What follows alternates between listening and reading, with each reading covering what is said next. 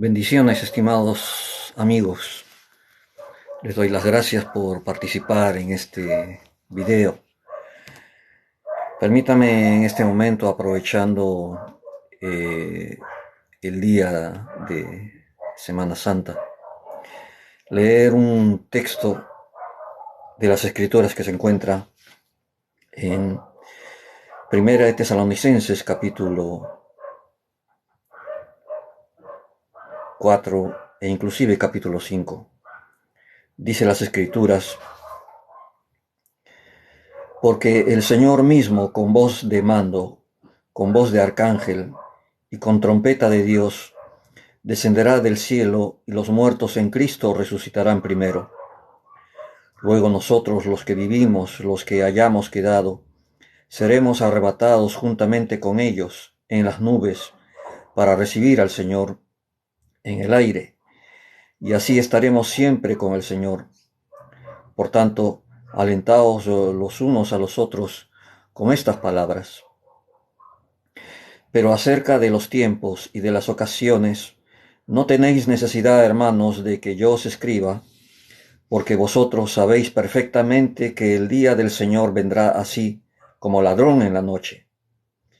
Y cuando digan paz y seguridad, entonces vendrá sobre ellos destrucción repentina, como los dolores de la mujer encinta, y no escaparán.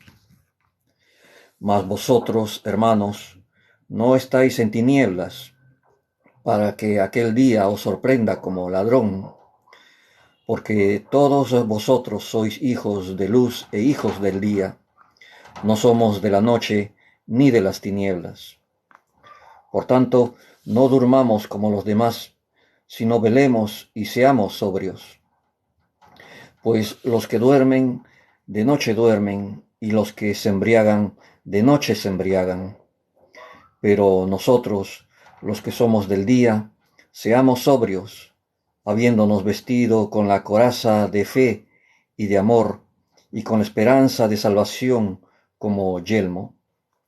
Porque no nos ha puesto Dios para ira, sino para alcanzar salvación por medio de nuestro Señor Jesucristo, quien murió por nosotros, para que sea que velemos o que durmamos, vivamos juntamente con Él. Por lo cual, animaos unos a otros y edificaos unos a otros, así como lo hacéis. Este texto en realidad habla acerca de la segunda venida del Señor Jesús, y bien hacemos nosotros en tratar de saber cómo va a ser la venida de nuestro Señor Jesús y cómo podemos prepararnos ante ese evento. Ahora, de los varios e importantes temas que habló nuestro Señor Jesucristo, existe un tema en especial que tendrá su cumplimiento en un futuro cercano. Este hecho futuro será sorpresivo para muchas personas y marcará el inicio de la venida del Señor Jesús por segunda vez. Un hecho que es anhelado por muchos creyentes y fieles en todo el mundo. Este hecho al que me estoy refiriendo es el rapto o el arrebatamiento de la iglesia. Y el apóstol Pablo lo denomina en su epístola como el día del Señor. El rapto será un evento espiritual presenciado únicamente por la iglesia fiel y sufriente de Cristo, y cuya característica será la resurrección de los muertos en Cristo, la transformación de todos los creyentes vivos a una naturaleza espiritual, y el inminente rapto de todos ellos por los ángeles del Señor para llevarlos a encontrarse con Jesucristo en el aire. Este hecho fue declarado por el mismo Señor Jesús en Marcos capítulo 13, versículos del 32 al 37. Y el mandato expreso de Jesús a los creyentes es de velar ante este día. Y la palabra velar significa vigilar, guardar. Y es aquí donde surge la pregunta: ¿Qué es lo que nosotros entonces tenemos que velar y guardar? La respuesta es que tenemos que guardar nuestras almas. Las almas que se han desprendido de lo terrenal y de lo mundano y que deben de abrazar lo bueno y lo verdadero y seguir al Señor Jesús. Nuestras almas son el tesoro preciado que el Señor Jesucristo viene a llevar y sacar de este mundo. El apóstol Pablo, viendo la importancia de este evento, escribe en su epístola de primera de Tesalonicenses, capítulo 4 en adelante, algunas recomendaciones que debemos de tener todos los creyentes para estar preparados ante la venida de nuestro Señor Jesucristo. En este momento yo voy a hablar acerca de 4 actitudes que nos ayudarán a poder velar con una conciencia mucho más limpia y esperando la venida de nuestro Señor Jesucristo. Ahora, en primer lugar, nosotros tenemos que velar con una actitud cuidadosa.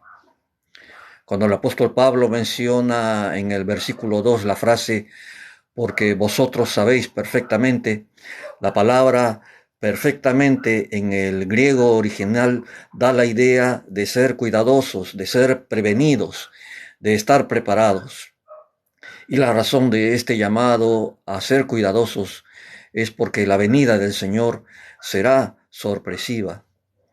La idea que Pablo presenta es la de un ladrón que asalta de noche sorpresivamente en un momento en que todos se encuentran desprevenidos y dormidos. Dentro de esta acción sorpresiva existen 2 cosas, 2 indicadores con los que debemos de tener una actitud muy cuidadosa. En primer lugar, los tiempos y las ocasiones. Como dice Pablo en 1 Tesalonicenses capítulo 5, versículo 2. Esta frase, escrita por el apóstol Pablo, alude a las enseñanzas previstas que el apóstol les enseñó a los creyentes sobre los tiempos y ocasiones proféticas, y en donde se habló de periodos de tiempo y las características críticas de esos periodos de tiempo, como se habla en Lucas capítulo 21, versículos 7 al 9. No había necesidad que Pablo les retire esas enseñanzas que cuidadosamente aprendieron los creyentes de su tiempo. De igual forma, cada creyente debe ser cuidadoso en la observancia de los tiempos que en las Escrituras vemos como indicadores de los días finales. Y creo que nosotros debemos de ver que los acontecimientos que están sucediendo en todo el mundo ya nos están anunciando de que la venida del Señor está cerca. Otro indicador que nos muestra Pablo es acerca de la destrucción repentina, como le dice en Primera de Tesalonicenses, capítulo 5, versículo 3. Este es la segunda señal para observar con mucho cuidado. Pablo señala que la destrucción repentina vendrá en un momento de aparente paz y de seguridad que tendrán las personas. Es decir, cuando la gente esté en una actitud confiada, reposada por las cosas y por las condiciones aparentemente buenas que gozan, en realidad esto más bien va a demostrar que muy pronto va a venir una destrucción repentina, una destrucción certera, una destrucción que sucederá en todo el mundo, y esto será como un dolor de parto que sufrirán las personas a semejanza del dolor de parto que sufre una mujer. Por ejemplo, yo quiero señalar el evento que sucedió hace años en Indonesia, en donde sucedió un terremoto que mató a casi 250.000 personas. Fue un evento que sucedió sorpresivamente y que no solamente murieron las personas por causa del terremoto, sino que más que todo murieron por causa del tsunami que sucedió después de ese terremoto. Muchas personas murieron estando en la playa, y estas personas ni siquiera pensaban de que iba a suceder un evento tan calamitoso como ese. Y sin embargo, a muchas personas les agarró sorpresivamente. De esta forma también será la venida del Señor. El Señor vendrá de una forma muy sorpresiva, y nadie se dará cuenta de lo que eh, acontezca. En segundo lugar, el Señor Jesús nos muestra por medio de su palabra que también tenemos que velar con una actitud firme. La palabra firme es aquella seguridad, aquella solidez que muestra una persona con una actitud inquebrantable e inamovible en su corazón. Sabe quién es individualmente y mantiene erguida su identidad como creyente. Pablo trata de hacer un llamado a la identidad del cristiano para que se vean en lo que son ahora en Cristo. Es decir, ellos son hijos de Dios. En las lenguas semíticas, generalmente ser hijo de alguna persona significaba también tener el carácter y la cualidad de la persona. Y esto también sucede con el título de ser hijos de Dios. Es decir, los hijos reflejan el carácter de Dios.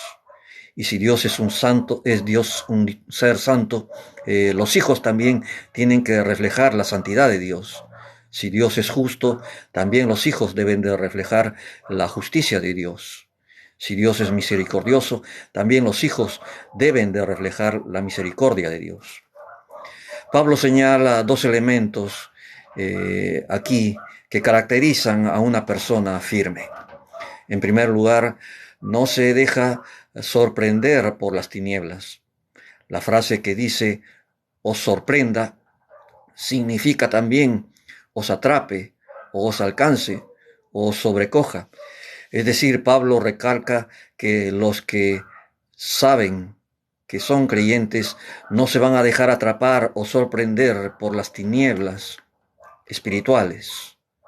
Ahora, Pablo también observó el carácter de la iglesia de Tesalónica, que era una iglesia que estaba siendo continuamente perseguida, atribulada y hostilizada por, por, por el imperio romano. Pero aún así, los creyentes de esta iglesia supieron afrontar las pruebas y mantenerse firmes en su carácter de creyentes.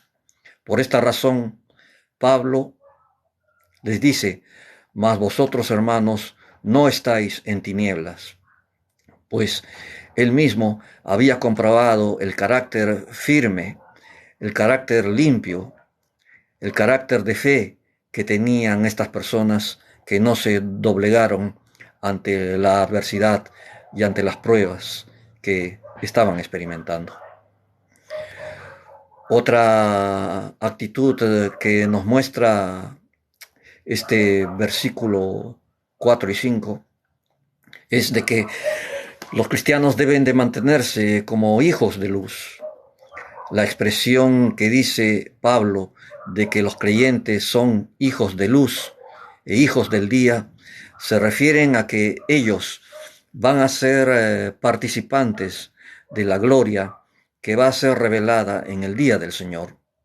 Una gloria que se inicia con el rapto que el Señor Jesús va a hacer de su iglesia.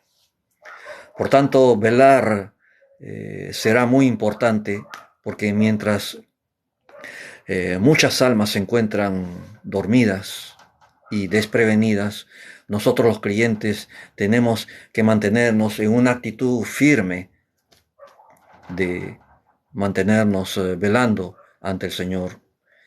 La determinación de apartarnos de las cosas de este mundo, de las tinieblas, y mantenernos en la luz de la palabra de Dios, van a consolidar en nuestros corazones nuestra identidad como hijos de Dios. Otra actitud que menciona Pablo en su epístola, lo menciona en Primera de Tesalonicenses capítulo 5, versículos del 6 al 8. Y aquí Pablo está haciendo un llamado a los creyentes a tener una actitud sobria. La sobriedad implica cuidar que nuestros sentidos estén en equilibrio, sin la influencia de elementos que dañen ese equilibrio espiritual. El apóstol Pablo, al hablar de la sobriedad, nos está diciendo que debemos de ser cuidadosos de no influenciarnos por la embriaguez espiritual de este mundo. Tenemos que ser cuidadosos de que esa embriaguez espiritual esté dañando nuestra vida espiritual y por tanto caigamos en el pecado. Nuevamente se observan acá dos actitudes que nos van a ayudar a mostrarnos sobrios espiritualmente. En primer lugar, la sobriedad nos guarda del adormecimiento espiritual. La palabra durmamos, que menciona Pablo, nos habla de la indolencia o de la indiferencia espiritual. Y tenemos que tener mucho cuidado de que en nuestros corazones estén apareciendo esa indolencia espiritual. El creyente no debe caer en estas cosas que van a adormecer su alma y lo van a llevar a un sueño de insensibilidad espiritual, en el sueño de la negligencia espiritual, y que nos puede arrastrar a esa embriaguez mundana y terrenal. Para Pablo, la sobriedad es un sinónimo de velar y de resguardarnos, de resguardar nuestra alma de toda la influencia negativa que hay alrededor nuestro. Y por eso les ordena el apóstol Pablo que encarecidamente se mantengan sobrios espiritualmente. El segundo punto que menciona Pablo acerca de la sobriedad es que tenemos que estar vestidos espiritualmente ante Dios.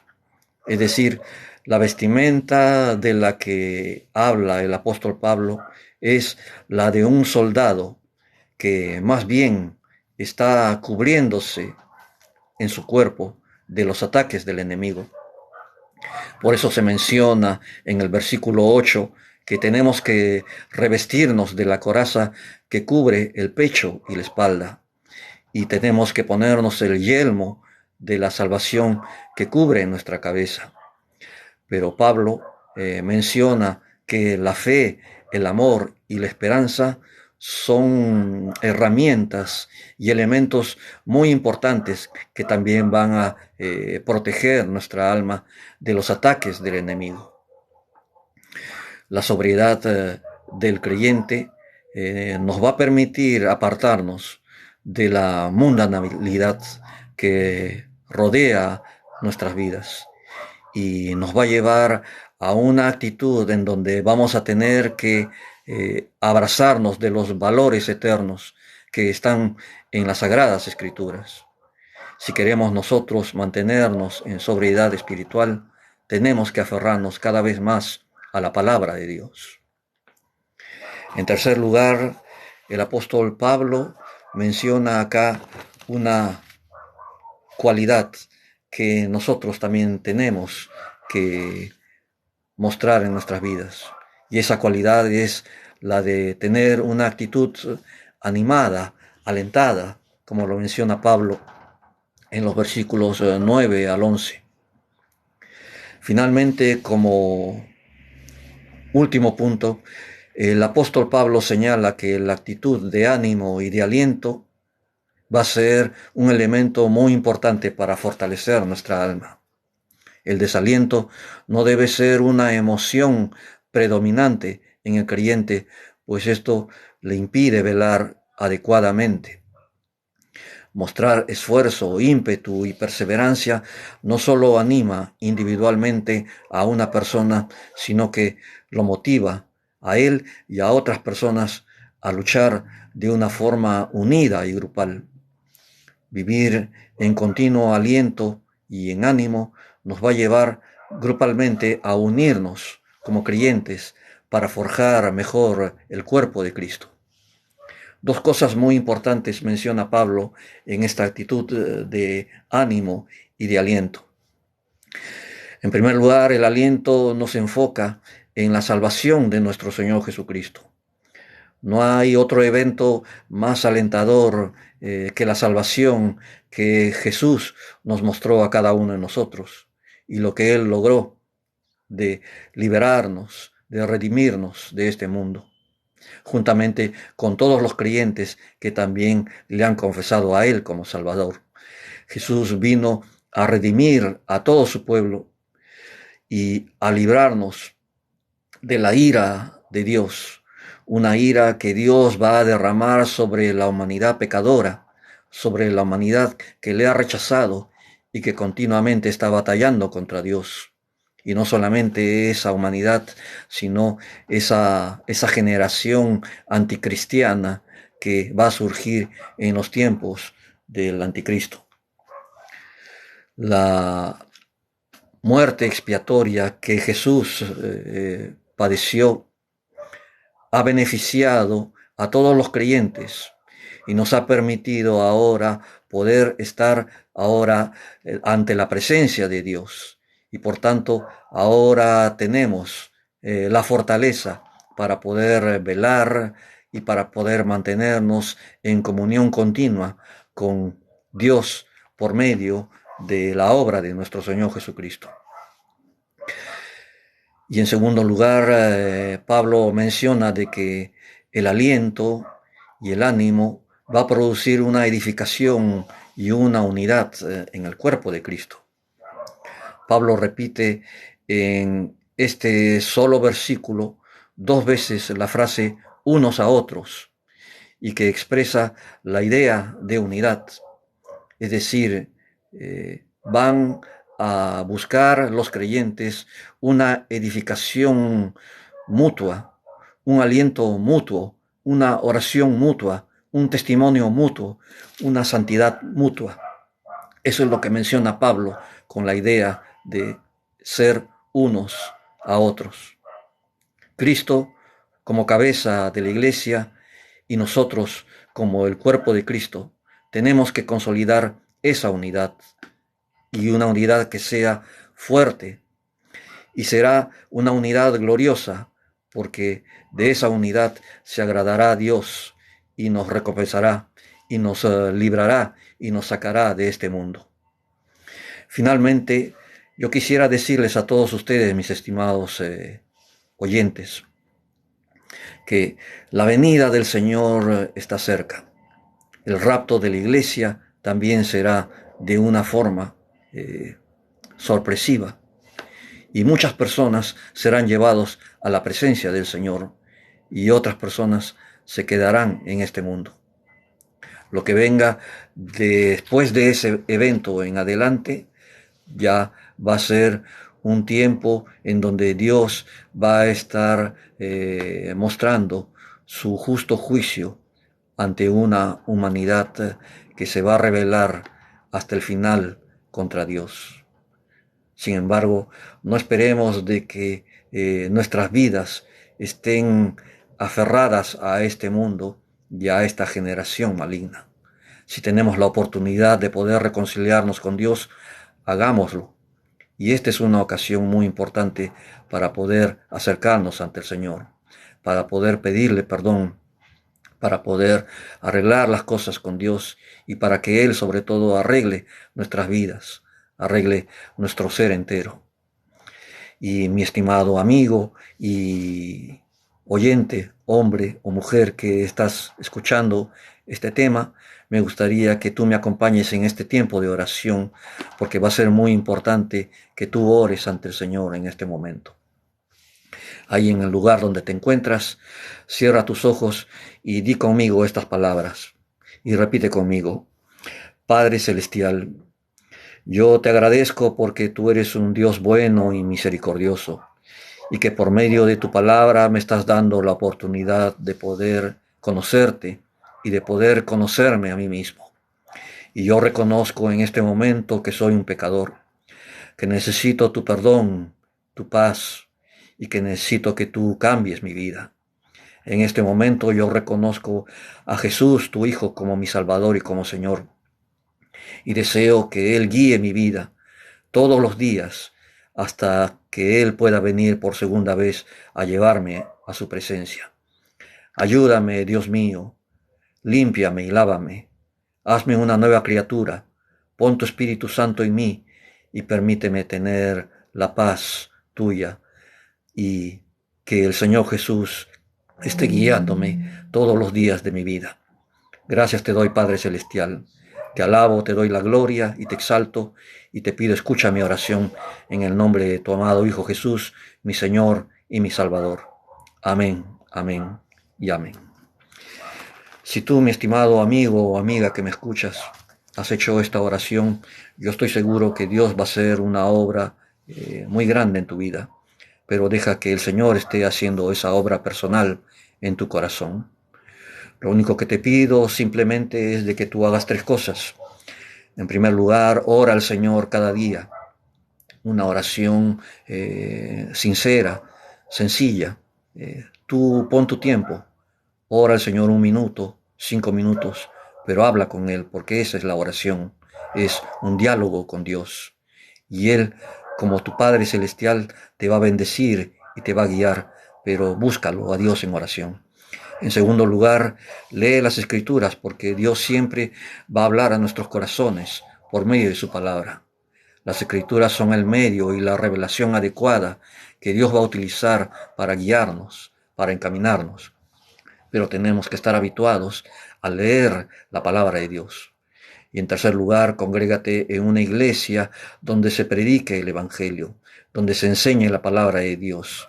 Y si cerca a tu casa existe alguna iglesia evangélica, ve a ese lugar, congrégate en ese lugar y rodéate de personas que también temen a Dios y tratan de servir al Señor. Este es mi consejo personal para todos ustedes, mis estimados amigos y amigas que me escuchan, y yo deseo que Dios les bendiga a todos ustedes. Que la paz del Señor esté con todos ustedes y que sean ustedes siempre manteniéndose limpios y fieles ante el Señor. Que Dios les bendiga. Gracias por este momento. Amén y amén.